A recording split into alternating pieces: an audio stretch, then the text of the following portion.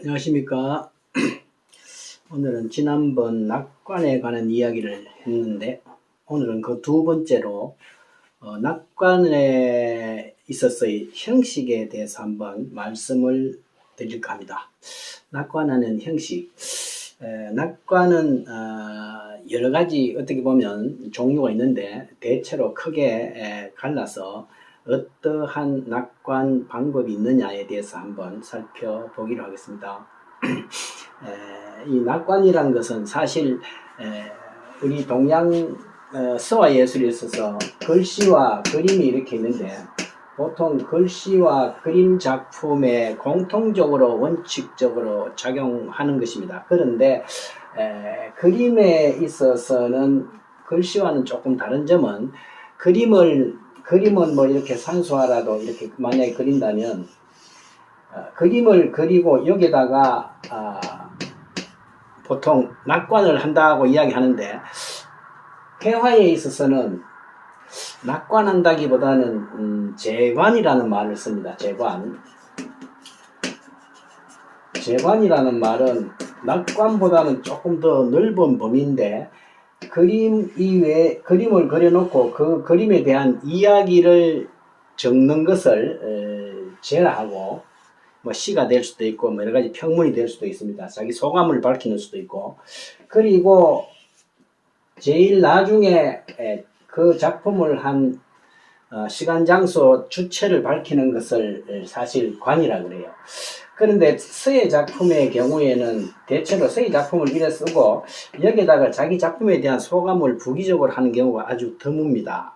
그래서 서예 작품에 있어서는 낙관을 위주로 하게 돼 있고, 그림에 특히 무늬나이 같은 경우는 그림을 그려놓고 난 다음에 그 그림에 대한 자기의 소견이 제기가 붙어서 나오는 것이 일반적이라서, 그림에 있어서는 보통 재관이라고 포괄적으로 이야기하고, 글씨에서는 낙관이라고 이렇게 부릅니다. 크게 봐서 서예 낙관은 그림의 낙관보다는 조금 범위가 좁다고 이야기할 수 있습니다. 자, 그러면 지금 이야기하는 것은 이런 회화에 관련된 요것은 조금 더 복잡하고 전문적이라서 제외하기로 하고, 서예 작품에 있어서 일반적인 서예 작품에 있어서의 낙관하는 방식에 대해서 간단하게 한번 살펴보기로 하겠습니다. 우리가 보통 글씨를 쓰는 사람의 경륜에 따라서 낙관하는데 굉장히 차이가 있죠. 오래 쓴 사람은 낙관을 좀 길게 하는 경우도 있고, 오래 쓰지 못한 사람은 낙관을 못해서 자신이 없어서 간단하게 하는 경우가 있죠. 그림에 쓸 때 마찬가지입니다. 그림은 잘 그리는데 글씨를 잘 못 써서 낙관을 아주 작게 하는 거죠. 그래서 글씨와 그림 작품에 있어서 비교적 낙관의 내용과 길이는 그 사람의 수준과 일맥상통한다고 이렇게 볼 수가 있습니다. 자, 그래서 일단 그림은 제외하기로 하고요. 글씨 작품인 경우에 어떠냐? 글씨 작품을 어떻게 써놓고 낙관을 하는데, 낙관이 여기 보면 좀 자신이 없거나 글씨가 많이 딸리는 경우는 되도록이면 숨기고 싶어 하죠. 숨기고 싶어 해서 낙관을 비교적 길이도 짧고 간단하게 합니다. 요사이 같은 경우는 옛날에도 있었습니다만은 글씨나 그림을 그려놓고 인만 탁 찍는 경우가 있죠. 글씨를 못 쓰는 경우에 이렇게 가장 간단하게 하는 낙관은 제작자의 도장만 딱 찍는 이런 경우도 낙관의 최소 단위로서 하는 경우가 있습니다.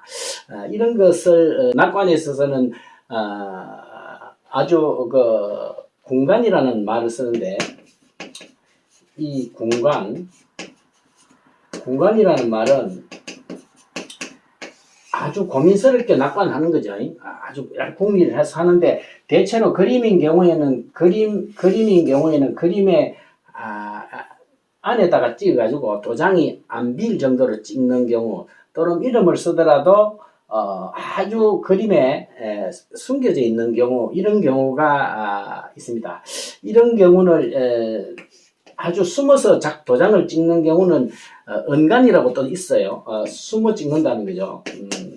도장이나 이름을 숨어서 찍는 은관이 있고, 그리고는 아주 이렇게 간단한 이름이나 도장만 해서 이름을 간단히 쓰고 도장만 하나 딱 찍는 이런 공관이라는 형식도 있습니다. 요새 이제 대체로 그림 그리는 사람은 글씨를 못 쓰는 사람이 많아서 공간이나 은간을 하는 경우를 우리가 현재서도 볼 수가 있죠. 자, 요것은 낙관의 최소 형식이라고 할 수가 있습니다.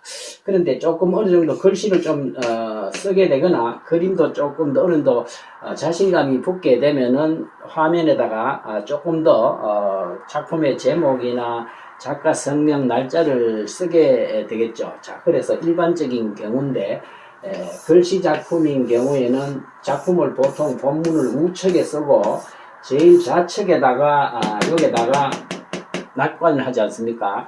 대체로 지난번에 제가 말씀드렸던 것처럼 날짜와 내용과 작가의 이름, 때에 따라서는 장소까지 붙는다 그랬죠. 그래서 이렇게 낙관을 합니다.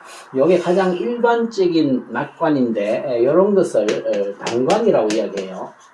단관. 이 단관이라고 하는 것은 쌍관에 대칭되는 이야기인데,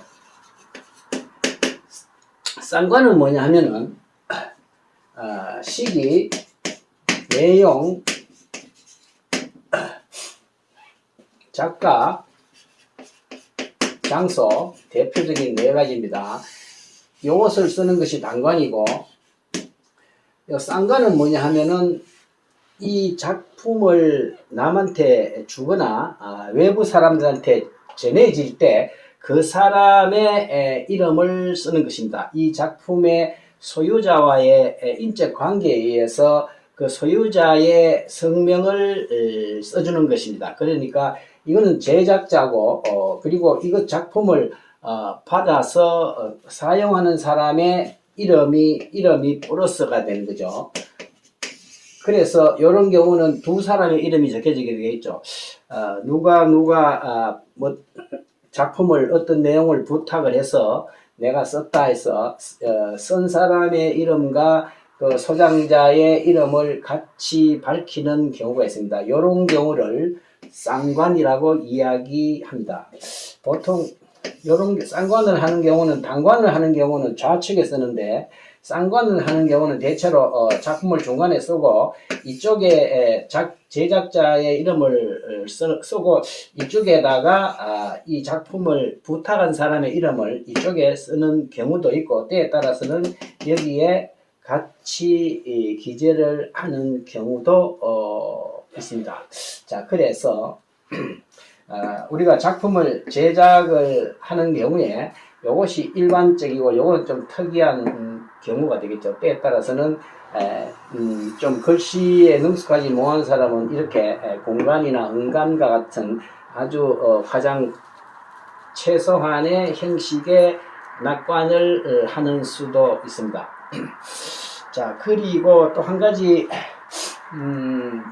추가를 할 것은 그림은 대련이라는 게 잘 없습니다. 대련 그림이요. 들이 있을 수는 있지만 글씨의 경우에는 작품 제작 형식에 있어 대련이라는 게 있어요. 대련이라는 것은 대꾸가 되는 문장을 한쪽씩 써서 두 개의 쌍을 이루는 것을 대련이랍니다. 주로 두 개의 기둥에다 걸어 놓거나 같은 평면이라도 좌우에 걸어 놓는 경우에 표구 방식이 대련 방식이 있어요. 대련 방식인 경우에는 한 작품이 액자가 두 개가 이렇게 돼요. 표구가. 그래서 여기에 본문을 이렇게 쓰죠. 이런 경우에는 낙관을 여기에 이렇게 쓰게 되면은 밸런스가 잘 안 맞죠.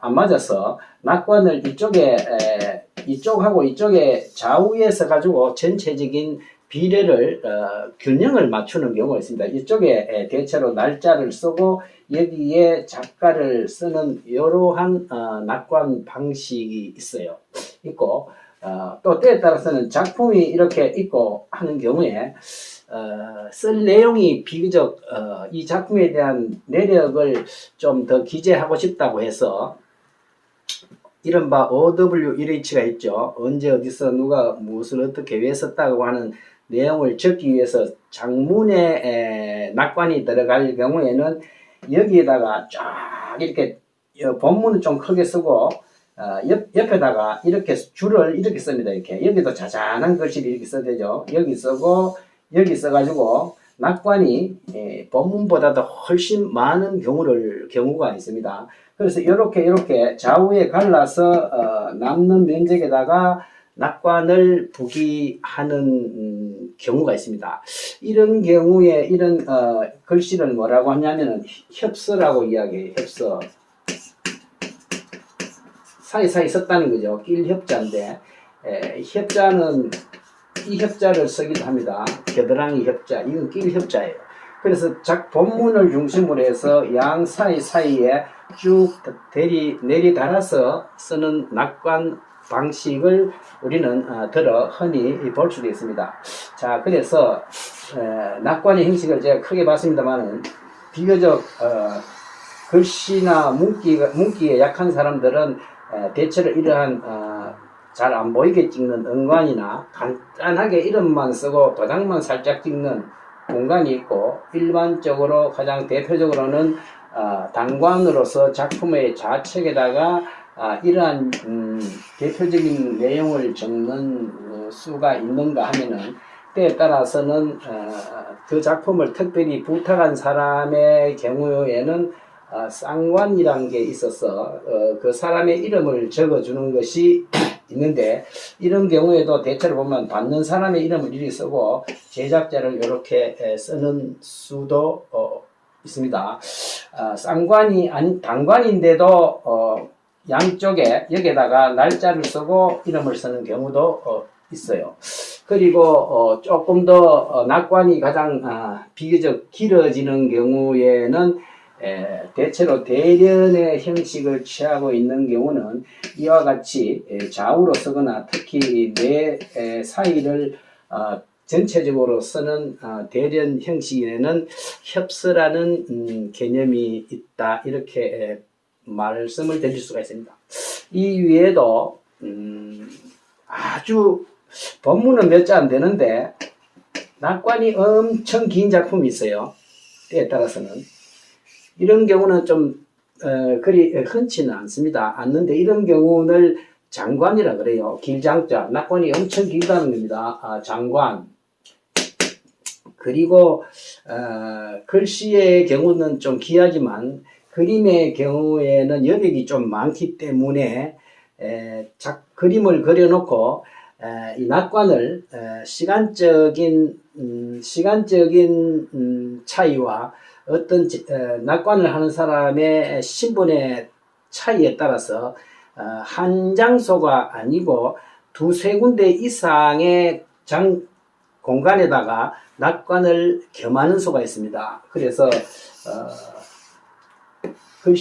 글씨도 들어있긴 있어요. 글씨나 그림을 그려놓고 여기에다가 제작자가 낙관을 하고 딴 사람이 여기에 또 낙관을 해서 자기 소견을 붙여서 낙관이 한 사람 이상이 또는 두 개 이상이 같은 작품에 공존하는 경우도 있습니다. 이런 경우를 다처관이라고 그래요. 다처관.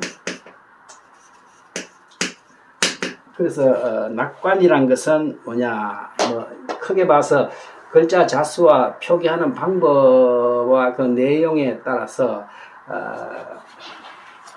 은관, 궁관, 그리고 단관, 쌍관, 그리고 다처관, 장관, 이러한 형식이 있다, 이렇게 간단하게 말씀을 드릴 수가 있습니다. 글씨를 어느 정도 약 한 10년 기준으로 쓰는 사람은 일상적으로 이 형식이 가장 대표적이죠. 단관이 일반적이고 어느 더 글씨를 잘 쓰고 꽤 잘 써서 딴 사람이 부탁을 할 경지가 되면은 쌍관을 하게 되겠고, 또 경지가 좀 올랐으면은 작품에 대한 내력을 조금 더 소상하게 쓸 경우에는, 글씨가 능숙능란할 경우에는, 또한 그 시문에 대한 조예가 있을 때는 이렇게 대련 형식의 협서를 쓰는 수가 있고, 장관이나 다처관으로 점차 수준을 높여갈 수 있다, 이렇게 볼 수가 있습니다. 자, 지금 뭐 이러한 낙관의 형식이 있다는 것을 아시고 조금씩 이런 단계를 거쳐서 이러한 단계로 나아간다는 것을 아시고 작품을 감상하실 때도 그런 관점에서 보시면 쉽게 이해를 하시리라 생각을 합니다. 예, 오늘은 낙관의 형식에 대해서 말씀을 드렸습니다. 감사합니다.